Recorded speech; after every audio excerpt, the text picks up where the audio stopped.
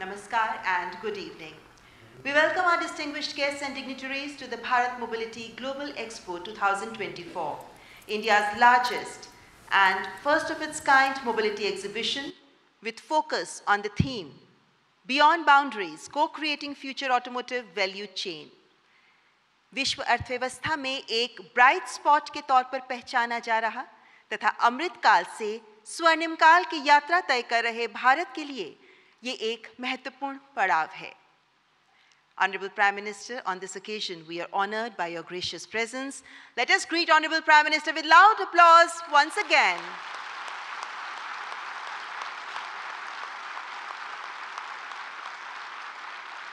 और आज के सुअवसर पर हम मंच पर आसीन विशिष्ट अतिथिगण का भी आदरपूर्वक स्वागत करते हैं. Shri Piyush Goyal, Honorable Minister of Commerce and Industry, Consumer Affairs and Food and Public Distribution and Textiles.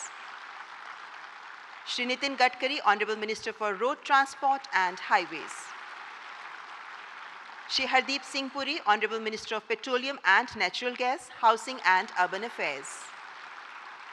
Dr. Mahendra Nath Pandey, Honorable Minister for Heavy Industries. Shri Narayan Taturane, Honorable Minister of Micro, Small and Medium Enterprises. And we extend warm welcome to all the industry leaders, industry associations, stakeholders from automotive industry from India and across the world. Bharat के automotive उद्योग से जुड़े सभी हितधारकों का भी हम हृदय से स्वागत करते हैं. हमारे राष्ट्रपिता महात्मा गांधी ने कहा था, भविष्य इस पर निर्भर करता है कि हम वर्तमान में क्या करते हैं.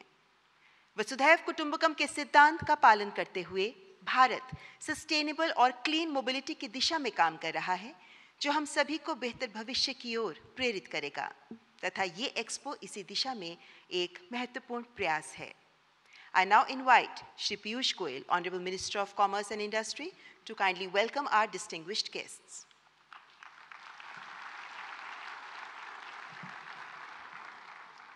नमस्कार.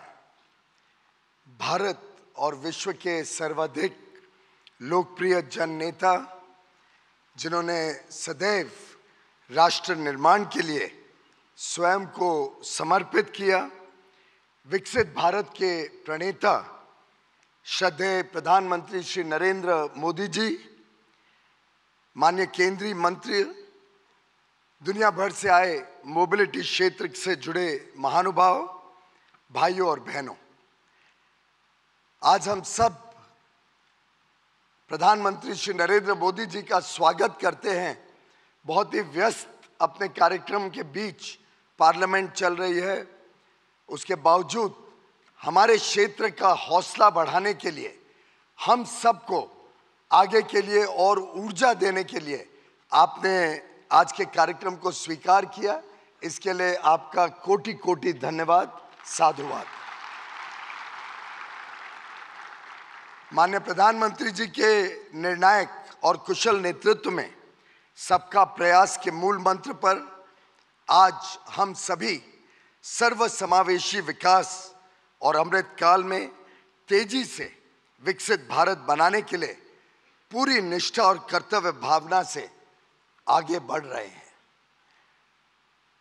माननीय प्रधानमंत्री जी, आपने भारत की अर्थव्यवस्था को जिस प्रकार से पिछले 10 वर्षों में मजबूत बनाकर, एक प्रकार से फ्रैजाइल 5 इकोनॉमी, जहां पे विश्व ने भरोसा ही छोड़ दिया था भारत के ऊपर, भारत के पासपोर्ट की भी वैल्यू, हम किधर भी जाते दुनिया में तो कोई बहुत इज्जत नहीं मिलती थी. आपने 10 वर्षों में पूरी तरीके से कायाकल्प करके देश के गरीब, देश के युवा, देश की नारी शक्ति और देश के किसानों के जीवन में अमूलचूल परिवर्तन कर उन्हें सशक्त बनाया, उनको एक उज्जवल भविष्य के लिए आकांक्षी बनाया. देश कहाँ एक तरफ 10 साल पहले रोजमर्रा की समस्याओं से जूझ रहा था, आज हर भारतवासी बड़ी उमंग के साथ, बड़े उत्साह के साथ एक विकसित भारत बनाने में जुट गया है. पूरा विश्व भी आज भारत की तरफ देख रहा है, हमें एक ट्रस्टेड पार्टनर के रूप में मानता है। और आपके नेतृत्व में जिस प्रकार से G20 शिखर सम्मेलन में जो भारत मंडपम में ही हुआ, उसमें जिस प्रकार से देशवासियों ने पूरी तरीके से लगकर G20 में भारत की प्राथमिकता को देखा, उसका आनंद लिया। 60 से अधिक स्थानों पर 200 से अधिक मीटिंगें हुई, पूरे विश्व को ध्यान में आया। अब ये भारत रुकने वाला नहीं है, अब ये भारत तेज गति से आगे बढ़ने वाला भारत है। अब ये विश्व का नेतृत्व करने वाला भारत है और विश्व का नेतृत्व आपके कंधों पर आज पूरे विश्व की उम्मीदें टिकी हुई हैं कि आप विश्व का नेतृत्व करेंगे। अभी अभी आए इंटरिम बजट में आपने समाज के हर वर्ग की देखभाल की, विशेषकर इंफ्रास्ट्रक्चर पे जो कैपिटल एक्सपेंडिचर खर्च करती है सरकार, उसमें जो वृद्धि हुई है, गत वर्षों में लगभग 3 गुना वृद्धि केंद्र सरकार के इंफ्रास्ट्रक्चर स्पेंडिंग में। इस वर्ष के बजट में 11,11,111 करोड़ रुपए का निवेश मात्र केंद्र सरकार करेगी। इसके अतिरिक्त राज्य सरकारें और निजी क्षेत्र जब सभी भारत के इंफ्रास्ट्रक्चर को और मजबूत बनाने में जुटेंगे, तो मेरा मानना है कि आगे आने वाले दिनों में जो मोबिलिटी सेक्टर है, जिसके सभी महानुभाव आज एक ही मंच पर यहाँ पे उपस्थित हुए हैं, उनके लिए भी संभावनाएं असीम होंगी। आगे चल के ये क्षेत्र का विकास सुनिश्चित है। और जिस प्रकार से आज पूरी दुनिया देख रही है, नए हाईवेज हो, रोड्स हो, एयरपोर्ट्स 2 गुने हो गए, 74 से लेके 150 के करीब, पोर्ट की कैपेसिटी डबल हुई है। जिस प्रकार से आज देश में इनलैंड वाटरवेज 114 शुरू हो गए हैं, ये सभी प्रमाण हम सबका हौसला बढ़ाता है, बुलंद करता है कि आगे आने वाले दिनों में भारत की तो डिमांड बढ़ेगी ही, लेकिन हम पूरे विश्व की जो डिमांड है उसको भी भारत से पूरा करने में सफल होंगे। माननीय प्रधानमंत्री जी, इस बजट की एक विशेषता जिसके लिए मैं आपका साधुवाद करता हूं, आपका नमन करता हूं, कि पूरे विश्व ने देखा कि कैसे एक फिस्कली प्रूडेंट बजट, जिसमें अनुमानित वित्तीय घाटा से भी कम इस वर्ष में और अगले वर्ष में तेजी से घटता हुआ वित्तीय घाटा, हमें एक मजबूत अर्थव्यवस्था के रूप में तेजी से आगे बढ़ाएगा, जिससे उद्योग जगत को और हर भारतवासी को बहुत सारी संभावनाएं खुलेंगी। जितनी ज़्यादा मजबूत अर्थव्यवस्था भारत की होगी, ब्याज के दर भी कम होंगे, महंगाई भी कम होगी और भारत की स्थिति विश्व स्तरीय बनाने का जो आपने काम जिम्मा अपने ऊपर लिया है, जो मोदी गारंटी आपने इस देश को दी है, हर एक देशवासी उस मोदी गारंटी के ऊपर आज टिका हुआ है और आगे का भविष्य अपना बना रहा है।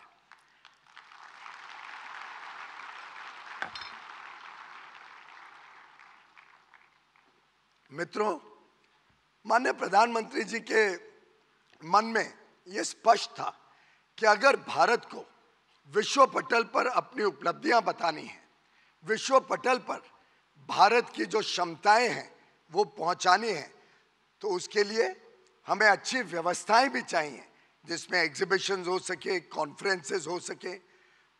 और मैं माननीय प्रधानमंत्री जी का धन्यवाद करता हूं कि भारत मंडपम और यशोभूमि दिल्ली में 2 ऐसे बड़े स्थान आपके मार्गदर्शन में, आपकी दूरदर्शी सोच के कारण, जो विजन आपने हम सबको दी कि देश में और भारत में ऐसी संस्थाएं खड़ी हों और ऐसी सुविधाएं उपलब्ध हों कि दुनिया जब आए तो टेंटों में यहाँ पे एग्जीबिशन नहीं होगा, टूटे फूटे हॉलों में एग्जीबिशन नहीं होगा। ऐसी विशाल परिस्थिति, ऐसे विशाल परासर में जो आज यहाँ उपलब्ध है, अब भारत दुनिया को दिखाता है कि हम में कितना दम है, हम क्या कर सकते हैं।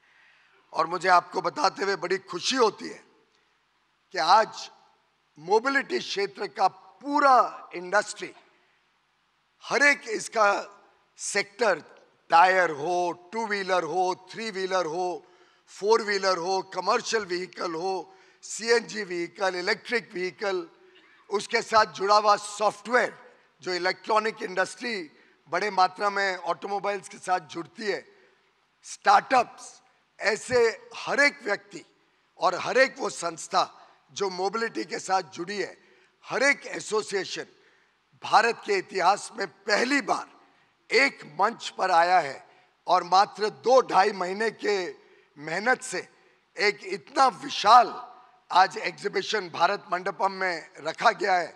और मुझे पूरा विश्वास है कि आगे चल के ये एक एनुअल फीचर हो जाएगा जो पूरी दुनिया जिसके लिए वेट करेगी, दुनिया प्रतीक्षा करेगी कि भारत में कब मोबिलिटी की अगली एग्जीबिशन आने जा रही है। इसी कड़ी में आगे चल के और अन्य क्षेत्रों का भी हौसला बढ़ा है।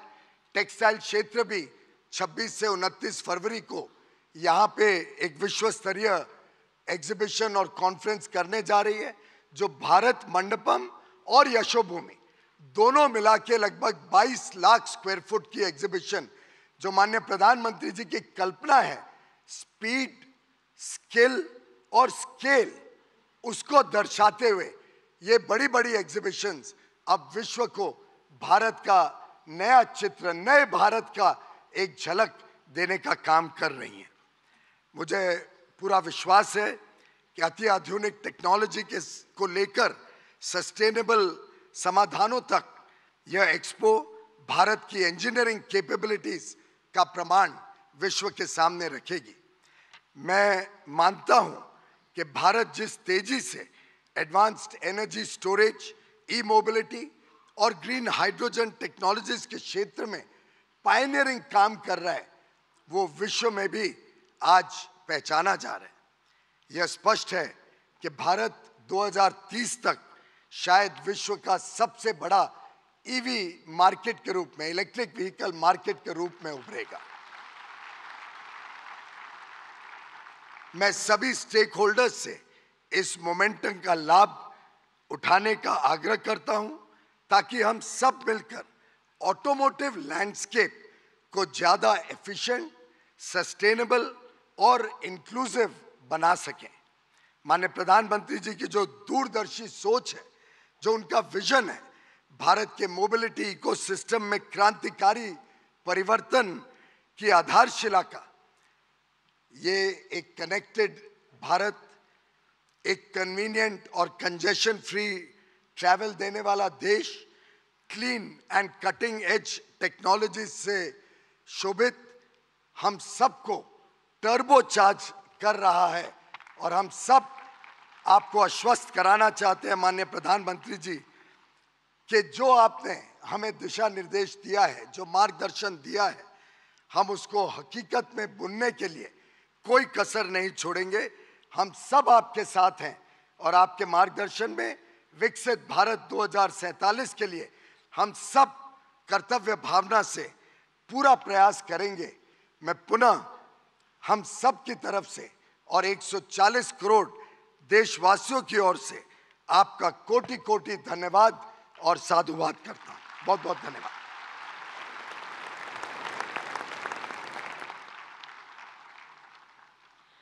बहुत बहुत धन्यवाद केंद्रीय वाणिज्य मंत्री श्री पीयूष गोयल जी। मान्यवर, भारत मोबिलिटी ग्लोबल एक्सपो 2024 का आयोजन ऐसे समय में किया जा रहा है जब भारत का मोबिलिटी सेक्टर एक बड़े परिवर्तन के शिखर पर है। इसका परिदृश्य तेजी से बदल रहा है। It's becoming bigger and greener. इस एक्सपो के पीछे की अवधारणा क्या है? एक फिल्म के माध्यम से इस अवधारणा को आपके समक्ष रखना चाहेंगे। Let's watch this short film. Since the dawn of civilization, economies have witnessed growth on wheels. Led by national aspirations and visionary leaderships, technologies behind the wheels have transformed nations. Today, India is set to emerge as the fastest growing economy in the world with strong economic fundamentals. Our new age citizens need innovative, fast and efficient mobility solutions that cater to their needs of transportation and environmental sustainability. Our Honorable Prime Minister Shri Narendra Modi's Atmanirbhar Bharat vision is driving technology-led advancements through proactive government initiatives, policies and R&D interventions in redefining the future of mobility landscape. Under this vision, the government has launched several schemes, besides significant investments and initiatives for development of EV infrastructure, alternative fuels, automotive testing, skill development, automotive design, and engineering manufacturing. Bharat is redefining the future of mobility across 7 seas. Electric vehicle adoption is on the rise, fueled by government incentives, as India takes significant strides towards a greener future and creates a conducive ecosystem, making e-mobility a viable and affordable solution for all. Innovation in battery technologies and chemistry is thriving. Initiatives are underway to establish a robust charging infrastructure, while there is a concerted effort towards renewable energy generation to meet the rising electricity demand for charging. Increasing ride-sharing services are reducing traffic congestion, while bike and scooter sharing services provide last-mile connectivity solutions. Public transportation is evolving with the integration of digital payments and smart ticketing, offering a seamless and convenient travel experience. India is fast emerging as a leader in intelligent transportation solutions, enabling real-time communication, remote monitoring and effective traffic management. Leveraging existing skill sets in advanced manufacturing, IT, electronics and a burgeoning startup ecosystem, India is poised to emerge as a global leader in the mobility sector, to seamlessly blend all elements of the ecosystem and to work towards a common goal of sustainable, convenient and affordable mobility.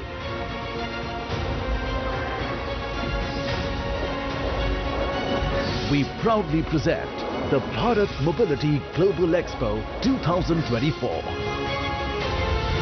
The future of mobility is here.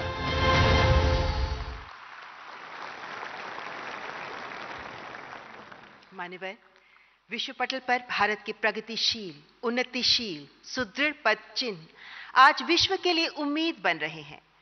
भारतवासियों की सेवा में सदैव तत्पर, विकास और प्रगति का पर्याय बन, अपने निर्णायक नेतृत्व और दूरदर्शिता से भारत को विश्व पटल पर स्थापित करने में कार्यरत भारत के यशस्वी प्रधानमंत्री माननीय श्री नरेंद्र मोदी जी के प्रखर नेतृत्व से ही ये संभव हो पाया है। Ladies and gentlemen, I now humbly request Honorable Prime Minister of India, Shri Narendra Modi ji, to address the august gathering.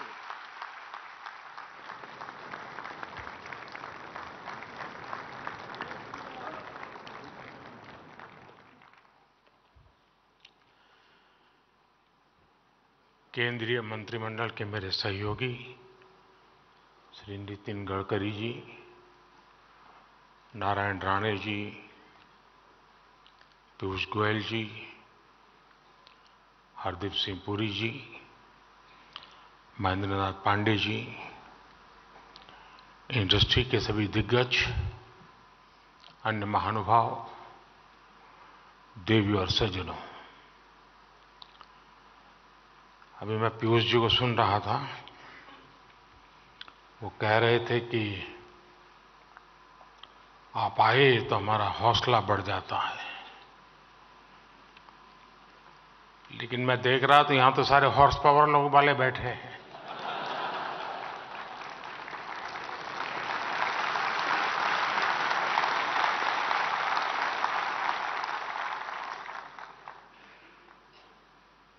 तो तय हो गया है कि किसको कहां से हौसला मिलने वाला है।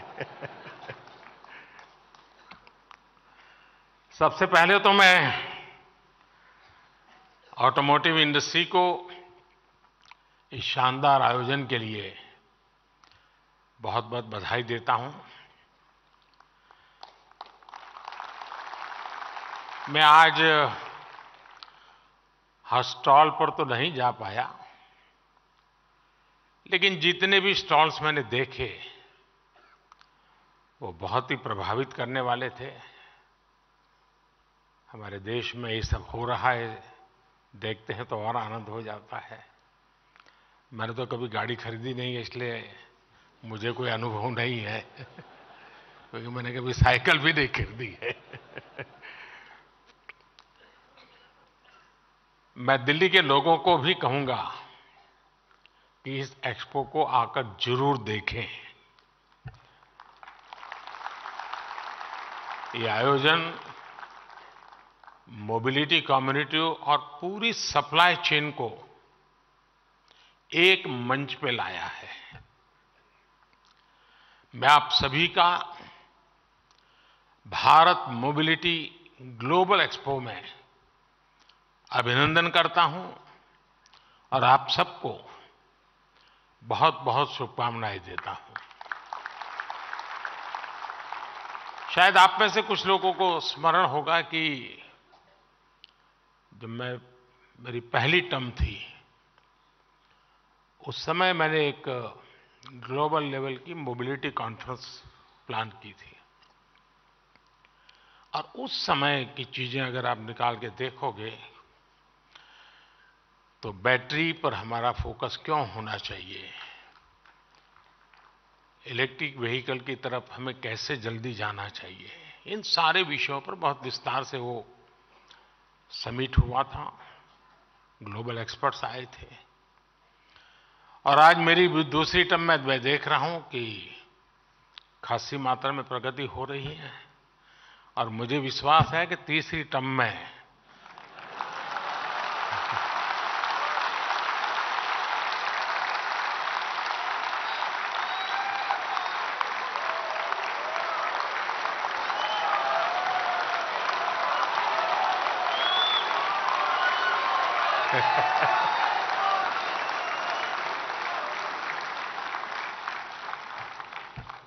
चलिए, समझदार को इशारा काफी होता है। और आप लोग तो मोबिलिटी की दुनिया है, तो ये इशारा देश में जल्दी से पहुंचेगा।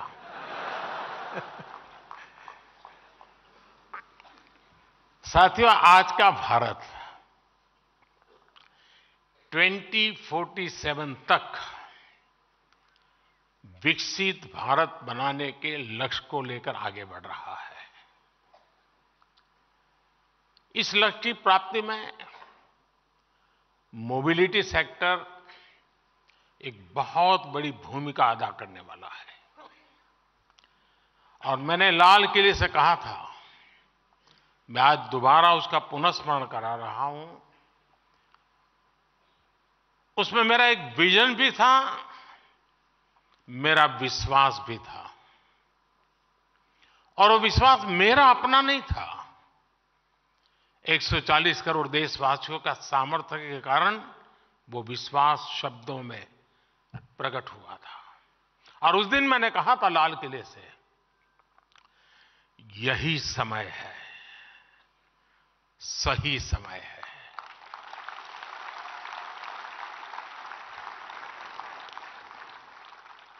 ये मंत्र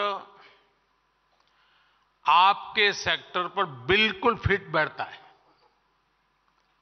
एक प्रकार से India is on the move and is moving fast.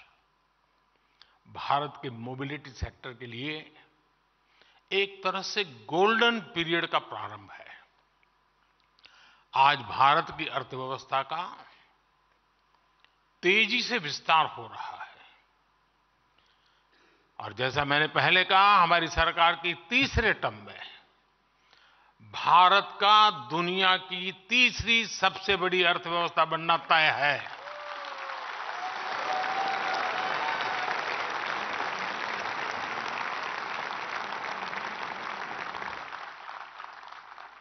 हमारी सरकार के प्रयासों से पिछले 10 वर्षों में करीब 25 करोड़ लोग गरीबी से बाहर निकले हैं।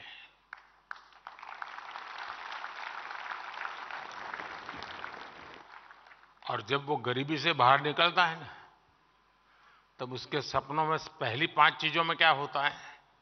एक आप होते हैं। चाहे वो साइकिल खरीदने का चाहेगा, चाहे स्कूटी खरीदना चाहेगा, चाहे स्कूटर, और हो सके तो 4 व्हीलर, उसका पहला ध्यान आप ही पर जाने वाला है। और ये 25 करोड़ लोग गरीबी से बाहर आए हैं। आज भारत में बड़ी संख्या में न्यू मिडिल क्लास बना है, जिसकी अपनी आशाएं हैं, अपनी आकांक्षाएं हैं। शायद एस्पिरेशन का लेवल उस सोसाइटी में होता है, उस इकोनॉमिकल स्ट्राटा में होता है, वो शायद ही कहीं और होता है जी। जैसे व्यक्ति के जीवन में 14 से 20 साल का कालखंड जैसे एक प्रकार से अलग ही होता है, वैसा इनके जीवन में होता है।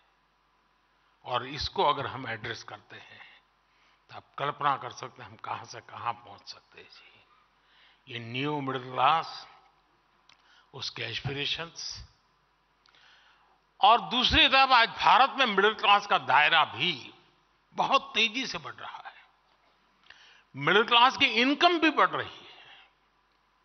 ये सारे फैक्टर्स भारत के मोबिलिटी सेक्टर को नई ऊंचाई देने वाले हैं। बढ़ती हुई अर्थव्यवस्था और बढ़ती हुई आय के बीच बढ़ते हुए कुछ आंकड़े आपके सेक्टर का हौसला बढ़ाने वाले हैं। मोदी नहीं, ये आंकड़े। साल 2014 के पहले 10 सालों में भारत में 12 करोड़ के आसपास गाड़ियों की बिक्री हुई थी, जबकि 2014 के बाद से देश में 21 करोड़ से ज्यादा गाड़ियों की बिक्री हो चुकी है। 10 साल पहले भारत में साल भर में 2000 तक इलेक्ट्रिक गाड़ियां बिक रही थी। वहीं अब भारत में करीब 12 लाख इलेक्ट्रिक गाड़ियां हर साल बिक रही हैं। पिछले 10 साल में पैसेंजर व्हीकल्स की बिक्री में 60% की वृद्धि हुई है। भारत में 2 व्हीलर सेल्स भी 70% से ज्यादा बढ़ी है। अभी कल ही जो आंकड़े आए हैं वो बताते हैं कि जनवरी के महीने में कारों की बिक्री ने अपने पिछले सारे रिकॉर्ड तोड़ दिए हैं। जिनकी बिकी है वो यहां बैठे हैं ना, आप चिंता मत कीजिए, इनकम टैक्स वाले नहीं सुन रहे हैं, घबराओ मत। यानी आप सभी के लिए मोबिलिटी सेक्टर में अभूतपूर्व पॉजिटिव वातावरण आज धरती पर नजर आ रहा है। आपको आगे बढ़कर इसका लाभ उठाना है।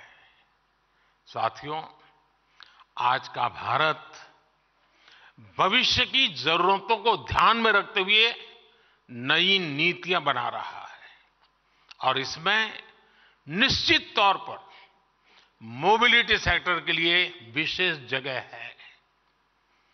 कल जो बजट पेश हुआ है उसमें भी इस विजन आपको देख पाते होंगे। ये तो इंटरिम बजट है, पूरा तो आएगा जब हम तीसरी बार आएंगे तब। 2014 में भारत का capital expenditure 2014 capital expenditure 2 lakh crore से भी कम था। 2 लाख करोड़ रुपए से कम था। आज ये 11 लाख करोड़ से भी ज्यादा हो गया है। कैपिटल एक्सपेंडिचर पर 11 लाख करोड़ रुपए का खर्च का ऐलान भारत के मोबिलिटी सेक्टर को अनेक विद अपॉर्चुनिटीज लेकर के आया है। ये ना सिर्फ अर्थव्यवस्था को ताकत देगा, बल्कि इससे रोजगार के भी नए अवसर बनेंगे। इस अभूतपूर्व इन्वेस्टमेंट की वजह से आज भारत में rail, road, airport, waterway transport यानी हर क्षेत्र का कायाकल्प हो रहा है। हम समुद्र और पहाड़ों को चुनौती देते हुए एक के बाद एक इंजीनियरिंग मार्वल तैयार कर रहे हैं, और वो भी रिकॉर्ड समय में।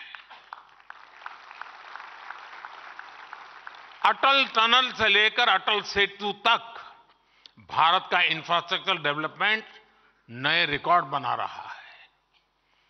बीते 10 वर्षों में भारत में 75 नए एयरपोर्ट बनाए गए हैं।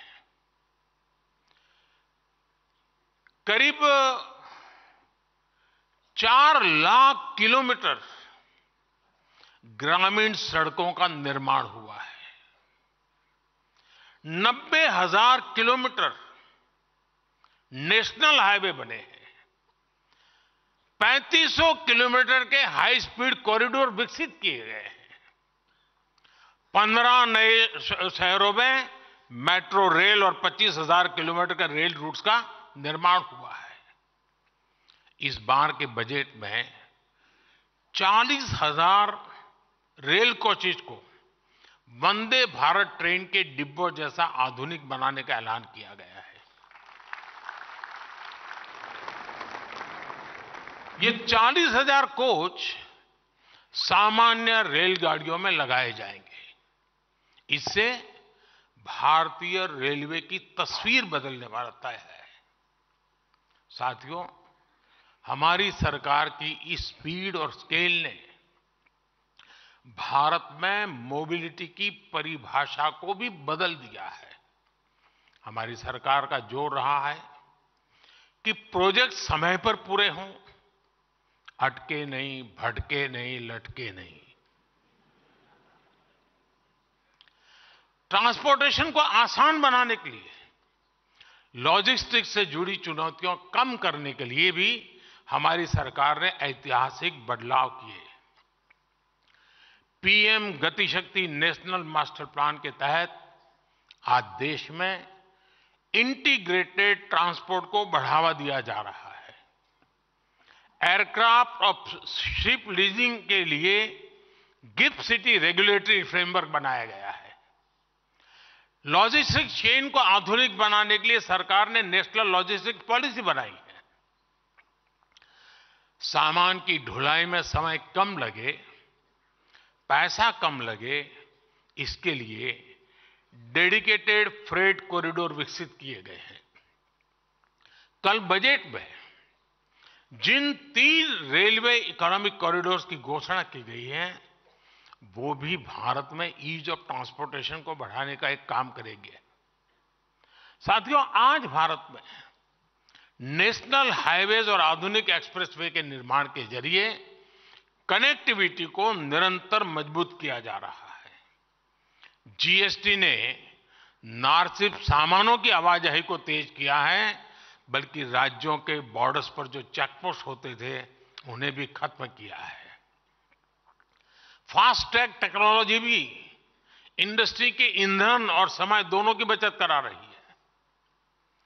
एक स्टडी के मुताबिक फास्ट ट्रैक से अर्थव्यवस्था को हर साल 40,000 करोड़ रुपए का फायदा हो रहा है। साथियों, भारत आज विश्व का इकोनॉमिक पावर हाउस बनने के मुहाने पर है। ऑटो और ऑटोमोटिव कंपोनेंट इंडस्ट्री की बहुत इसमें भूमिका रहने वाली है। आपकी इंडस्ट्री का देश के टोटल एक्सपोर्ट में बड़ा प्रतिनिधित्व है। भारत आज पैसेंजर व्हीकल के मामले में विश्व का 3रा सबसे बड़ा मार्केट है। हम पूरी दुनिया में कॉमर्शियल व्हीकल्स बनाने वाले तीसरे सबसे बड़े देश है। हमारी कंपोनेंट इंडस्ट्री भी ग्लोबली कॉम्पिटिटिव बन रही है।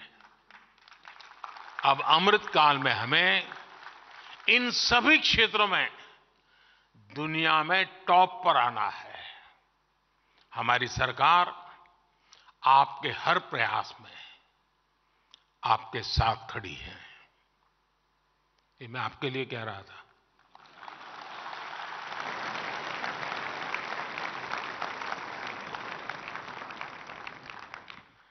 आपकी इंडस्ट्री के लिए सरकार ने 25,000 करोड़ रुपए से ज्यादा की प्रोडक्शन लिंक इंसेंटिव स्कीम बनाई है। यह हमारी पूरी वैल्यू चेन को आत्मनिर्भर बनाने और एमएसएमईज को शक्ति देने में बड़ी भूमिका निभा रही है। बैटरी स्टोरेज के लिए सरकार ने 18,000 करोड़ रुपए की पीएलआई स्कीम दी है। और जब बैटरी स्टोरेज की बात आती है तब मैं आपको बताता हूं मैं क्या सोच रहा हूं। अगर मैं क्लीन कुकिंग मूवमेंट को आगे बढ़ाऊं, मान लीजिए देश में 25 करोड़ घर है और रूफटॉप सोलर और बैटरी स्टोरेज की व्यवस्था और उससे कुकिंग की व्यवस्था, क्लीन कुकिंग की व्यवस्था, 25 करोड़ बैटरी की जरूरत, मतलब आपकी गाड़ियों से सैकड़ों गुना बैटरी की आवश्यकता, जो एक अपने आप में गाड़ी की बैटरी को एकदम सस्ता कर देगी। अभी आप आराम से इस फील्ड में आइए, पूरा पैकेज लेकर के आइए। और कल सरकार ने घोषित किया है बजट में, हम पहले तबक्के में 1 करोड़ परिवारों को रूफटॉप सोलर से उसकी 300 यूनिट तो कम से कम मुफ्त बिजली, और मेरी तो योजना है कि रूफटॉप से उसका इलेक्ट्रिक व्हीकल का चार्जिंग व्यवस्था उसके घर में ही हो, उसकी गाड़ी रात को आए, स्कूटी आए, स्कूटर आए, चार्ज हो जाए, सुबह अपना चलता चले। यानी एक प्रकार से डिसेंट्रलाइज व्यवस्था पूरी तरह रूफटॉप सोलर सिस्टम के साथ जोड़ने की कल्पना है। ये सारी चीजें आपके भविष्य की योजनाओं के में दिमाग में रख करके प्लान कीजिए, मैं आपके साथ हूं।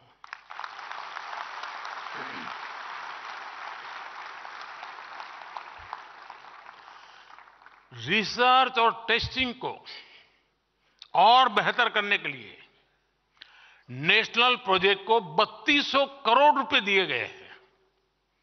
नेशनल इलेक्ट्रिक मोबिलिटी मिशन की मदद में भारत में इलेक्ट्रिक व्हीकल्स के निर्माण को नई गति मिली है। ईवी की डिमांड को बढ़ावा देने के लिए सरकार ने करीब 10,000 करोड़ रुपए का निवेश किया है। हमारी सरकार की फेम स्कीम भी बहुत सफल रही है। इस स्कीम के तहत आज राजधानी दिल्ली समेत कई शहरों में हजारों इलेक्ट्रिक बसें चलनी शुरू हुई है। सरकार ईवी चार्जिंग स्टेशन बनाने के लिए भी सब्सिडी दे रही है। साथियों, रिसर्च और इनोवेशन को प्रोत्साहित करने के लिए कल के बजट में, जैसा मैंने कहा, 1 लाख करोड़ रुपए 1 लाख करोड़ रुपए की फंड की घोषणा की है। स्टार्टअप्स को मिल रही टैक्स छूट को और विस्तार देने का भी निर्णय कर लिया है। इन फैसलों से भी मोबिलिटी सेक्टर में नई संभावनाएं पैदा होगी। ईवीज के सामने आज सबसे बड़ी चुनौती उसकी कॉस्ट और बैटरीज की है। इस फंड का इस्तेमाल इस क्षेत्र में रिसर्च के लिए हो सकता है। हमारी रूफटॉप सोलर स्कीम में भी ईवी मैन्युफैक्चरिंग से जुड़ा कंपोनेंट है, जिससे ऑटो सेक्टर को भी मदद मिलेगी। जब सोलर रूफटॉप की संख्या बढ़ेगी तो स्वाभाविक है कि बड़ी संख्या में बैटरीज की भी जरूरत होगी। आपके लिए इस सेक्टर में भी विकास की बहुत बड़ी संभावनाएं हैं। और मैं तो एक और बात कहूंगा, क्यों नहीं हमारी इंडस्ट्री ऐसी रिसर्च करती जिसमें भारत में मौजूद रॉ मटेरियल से ही नई तरीके की बैटरी बनाई जाए, क्योंकि दुनिया को चिंता है कि ये रॉ मटेरियल कितने लंबे अरसे तक चलेगा और तब क्या होगा। हम अभी से क्यों ना ऑल्टरनेट ले। मैं समझता हूं कि देश दे सकता है। काफी लोग सोडियम पे काम कर भी रहे हैं, और सिर्फ बैटरी ही नहीं, ऑटो सेक्टर को ग्रीन हाइड्रोजन और इथेनॉल के क्षेत्र में भी नई रिसर्च को बढ़ावा देना चाहिए। हमारे स्टार्टअप्स ने ड्रोन सेक्टर को भारत में नई उड़ान दी है। इस फंड का इस्तेमाल ड्रोन से जुड़ी रिसर्च में भी हो सकता है। आज हमारे वाटरवेज ट्रांसपोर्ट के बहुत ही कॉस्ट इफेक्टिव माध्यम बनकर उभरे हैं। भारत की शिपिंग मिनिस्ट्री अब स्वदेशी टेक्नोलॉजी का इस्तेमाल करके हाइब्रिड वेसल्स बनाने की दिशा में आगे बढ़ रही है। आपको भी इस दिशा में जरूर आगे आना चाहिए। साथियों, आज इंडस्ट्री के आप सभी दिग्गजों के बीच, मार्केट की इतनी सारी चर्चाओं के बीच, मैं एक मानवीय पहलू की तरफ भी आपका ध्यान दिलाना चाहता हूं। हमारे लाखों ड्राइवर साथी इस मोबिलिटी सेक्टर का एक बहुत बड़ा हिस्सा है। जो ट्रक चलाते हैं, जो टैक्सी चलाते हैं, वो ड्राइवर हमारी सामाजिक और आर्थिक व्यवस्था का एक अभिन्न हिस्सा है। अक्सर ये ड्राइवर्स घंटों घंटों लगातार ट्रक चलाते हैं, और मालिक भी क्या, समय पर क्यों नहीं आया वहीं से शुरू करता है, कहां रुक गया था। इनके पास आराम का समय नहीं होता। ऐसी मुश्किल परिस्थितियों में कई बार ये लोग सड़क हादसों का भी शिकार हो जाते हैं। ट्रक ड्राइवर्स की इस चिंता, उनके परिवार की इस चिंता को भी हमारी सरकार भली भांति समझती है। मुझे आपको ये बताते हुए खुशी है कि ड्राइवर्स को बीच सफर में आराम देने के लिए केंद्र सरकार ने एक नई योजना पर काम शुरू किया है। इस योजना के तहत सभी नेशनल हाईवेज पर ड्राइवरों के लिए नई सुविधा वाले आधुनिक भवनों का निर्माण होगा। इन भवनों में ड्राइवरों के लिए भोजन, पीने के साफ पानी, शौचालय, पार्किंग और आराम करने की पूरी व्यवस्था होगी। सरकार की तैयारी इस योजना के पहले चरण में देश भर में ऐसे 1000 भवन बनाने से शुरुआत करने की है।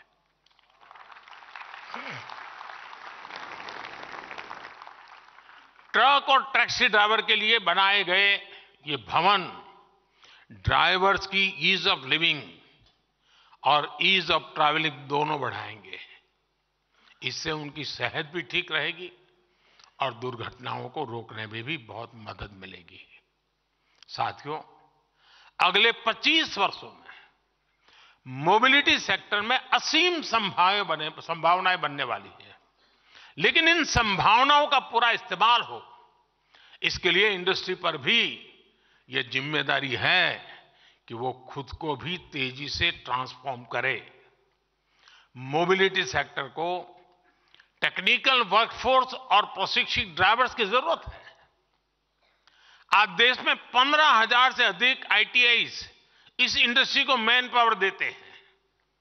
क्या इंडस्ट्री के लोग इन आईटीआईज के साथ मिलकर कोर्सेज को और ज्यादा रिलेवेंट नहीं बना सकते? आप जानते हैं कि सरकार ने एक स्क्रैपेज पॉलिसी बनाई है। इसके तहत पुरानी गाड़ियों को स्क्रैपिंग के लिए देने पर नई गाड़ियां खरीदने के दौरान रोड टैक्स में छूट दी जाती है। क्या ऑटो इंडस्ट्री भी लोगों को प्रोत्साहित करने के लिए ऐसे इंसेंटिव नहीं दे सकती क्या? साथियों, इस एक्सपो को आपने टैगलाइन दी है, बियॉन्ड बाउंड्रीज। ये शब्द भारत की भावना को दिखाते हैं।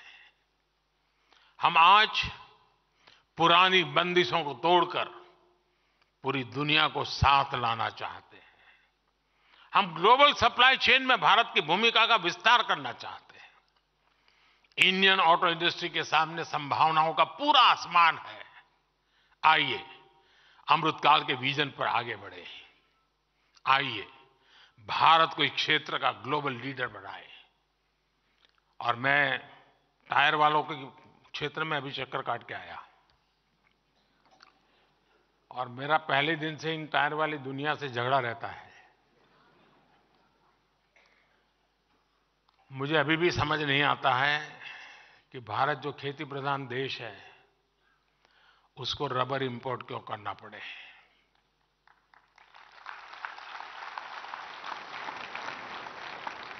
क्या टायर इंडस्ट्री का जो एसोसिएशन है वे मिल करके किसानों के साथ बैठ करके जो भी टेक्नोलॉजिकल इंटरवेंशन कर रहे हैं, जो भी उनको गाइडेंस देना है और जो उनको एश्योर्ड मार्केट देना है, मैं पक्का मानता हूं हिंदुस्तान का किसान आपकी रबर की आवश्यकता पूरी कर सकता है। आज रिसर्च करके जेनेटिकली मॉडिफाई किए हुए रबर ट्री पर बहुत काम हुआ है। भारत में अभी उसका इतना इस्तेमाल नहीं कर रहे हैं। मैं टायर बनाने वालों से आग्रह करूंगा, रबर इंडस्ट्री के साथ जुड़े हुए जो इंडस्ट्री है उनसे आग्रह करूंगा कि जरा किसानों के साथ जुड़िए तो सही। हम इंटीग्रेटेड कॉम्प्रिहेंसिव होलिस्टिक अप्रोच के साथ आगे बढ़े जी। हम टुकड़ों में ना सोचे रबर बाहर से मिल जाता है, चलो यार अपन बनाएंगे दौड़ाएंगे। अरे कभी ये भी तो सोचे कि मेरा किसान मजबूत होगा तो मेरा देश में 4 गाड़ी और खरीदेगा।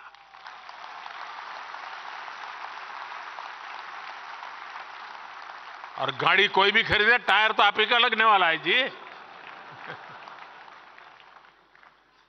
मेरा कहने का तात्पर्य है कि साथियों, आप लोग पहली बार जब इतनी बड़ी मात्रा में एक साथ आए हैं, नए सिरे से कैसे सोच सकते हैं। एक दूसरे को हेल्पिंग हैंड बन करके नए इनोवेटिव आइडियाज के साथ आप कैसे आगे बढ़ सकते हैं।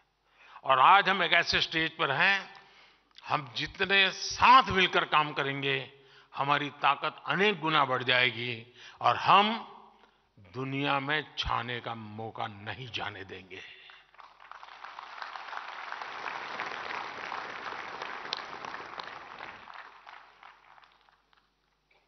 साथियों, डिजाइनिंग के क्षेत्र में भी आज दुनिया में जितने भी बड़े बड़े क्षेत्र हैं, शायद ही कोई ऐसा होगा जिसकी रिसर्च लैब हिंदुस्तान में ना हो।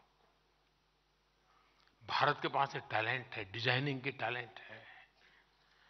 अब हमें हमारे लोगों के दिमाग से निकली हुई डिजाइन लेकर के आना चाहिए। दुनिया को लगे यार गाड़ी तो हिंदुस्तान की चाहिए, आवाज वो उठनी चाहिए।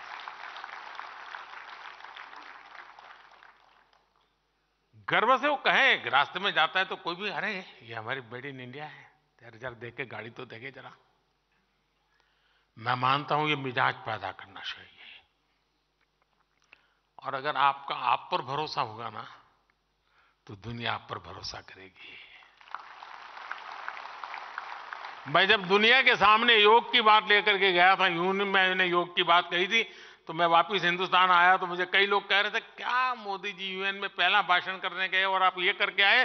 लेकिन आज पूरी दुनिया नाक पकड़ करके बैठ गई है।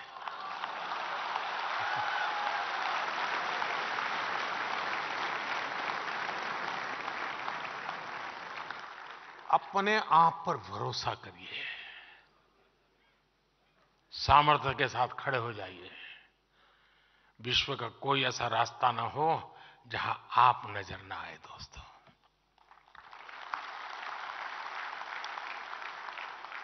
जहां से नजरें तुम्हारी गुजरे वहां पे तुम्हें गाड़ी तुम्हारी नजर आए।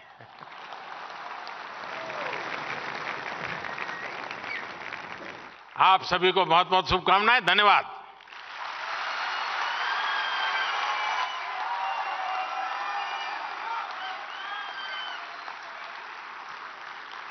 बहुत बहुत धन्यवाद माननीय प्रधानमंत्री जी। आपके उत्प्रेरक उद्बोधन के लिए हृदय से साधुवाद। आपके मार्गदर्शक शब्दों के लिए, प्रेरणादायी शब्दों के लिए, ऊर्जापूर्ण संबोधन के लिए बहुत बहुत आभार माननीय प्रधानमंत्री जी। जो विश्वास आपने ऑटोमोटिव उद्योग पर जताया है, आगे बढ़कर उन लक्ष्यों को हासिल करेगा भारत का ऑटोमोटिव उद्योग।